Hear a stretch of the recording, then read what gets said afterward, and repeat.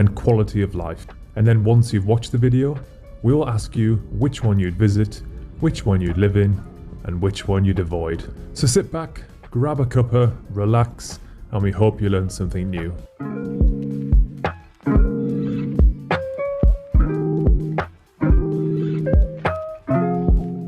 So let's begin with their demographics by looking at the population of these three nations. Starting with the lowest, we have Australia, with roughly 25.5 million, putting them just below North Korea and just above Niger. However, for a mind-boggling fact, Niger's population is growing at an extreme rate. By the year 2050, it is predicted that Niger will have a population of roughly 65 million, compared to Australia, who will have roughly 33 million. And next we have the UK, with a population of just under 68 million, putting them behind Thailand and just above France. And finally, the third most populated country on Earth, the US, with roughly 330 million people. However, what's more impressive is that India, who is the next most populated country, has over 1 billion more people than the US. Okay, great. Let's now take a look at the population densities of these three countries. This is where it gets interesting. With 271 people per kilometre squared, the UK is the most densely populated out of the three, to no surprise.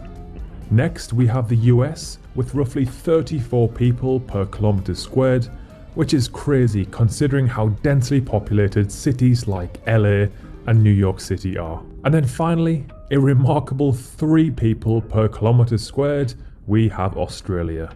The state of West Australia is even more remarkable, at just 0.89 people per kilometre squared. Alright, and finally, let's take a look at the life expectancy and average age of population for these three countries. So, as expected, this one is super close.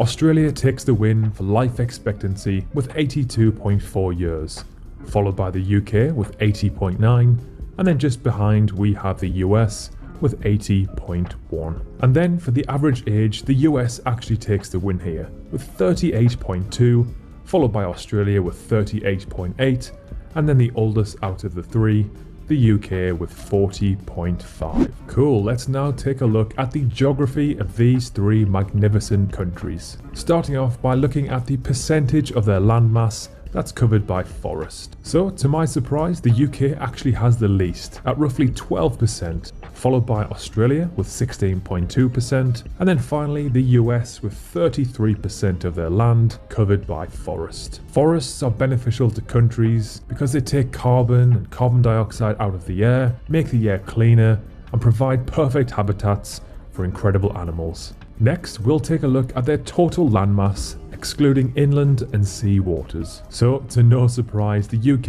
is by far the smallest out of the three, with a minuscule 242,000 squared kilometres. And then we have Australia at just under 7.7 million squared kilometres. And then finally, the largest out of the three, and the third largest in the world, the US, with roughly 9.2 million kilometres squared. Australia's largest state, Western Australia, accounts for around 2.5 million kilometres squared per kilometre squared. Western Australia alone is 12 times the size of the UK and roughly 4 times the size of Texas, to put it in perspective. Let's now compare them on a map using the TrueSize.com. So believe it or not, when you look at a map, the size of most countries are completely incorrect and out of proportion. It's difficult to represent our 3-dimensional world on a 2-dimensional space. So this website allows us to see the true size of every country. So as you can see here, Australia and the US are in fact quite similar in terms of size,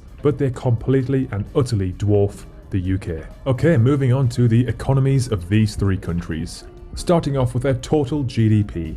The gross domestic product. The gross domestic product reflects the value and productivity of an economy. It measures the market value of all the final goods and services produced annually. With an economy of roughly $1.3 trillion, Australia is the lowest out of the three. Then we have the UK with the 5th largest economy in the world, with a GDP of around 3 trillion. And then finally, the big one, the world's largest economy, the US with a phenomenal $20 to $21 trillion. To put this in perspective, the second highest in the world is China with roughly 15 trillion, and then Japan, and then Germany with 5 trillion and 3.8 trillion respectively. And now that we've seen their GDP, let's take a look at the GDP per capita. So we get this by dividing the total GDP by the total population. So the US takes the clear win here with $62,600. The UK is actually the lowest with $45,500, and then sitting nicely in between is Australia with $52,200. And to end the video, let's now take a look at some quality of life statistics. Starting off with the obesity rates for these three nations. This is the percentage of adults in the country that are classed as obese. So unfortunately, it's not a great result for these three countries. The UK has the lowest at roughly 28%, followed by Australia with 29%, and then the US with around 36%. It's quite obvious that the modern Western standard diet is extremely poor, or perhaps the education of health is poor, or maybe it's the constant bombardment of adverts for cheap fast food which is widely available. Out of the three, only the UK has a public healthcare system. Australia has by far the most hospital beds and physicians per 1,000 people. Perhaps this has something to do with their tight immigration rules. They only allow skilled workers who are needed into their country. Personally, I would live in Australia for the amazing quality of life and weather. I'd visit the USA because they have so many fantastic states and cities with a variety of climates, and then I'd avoid the UK because I've lived here all my life.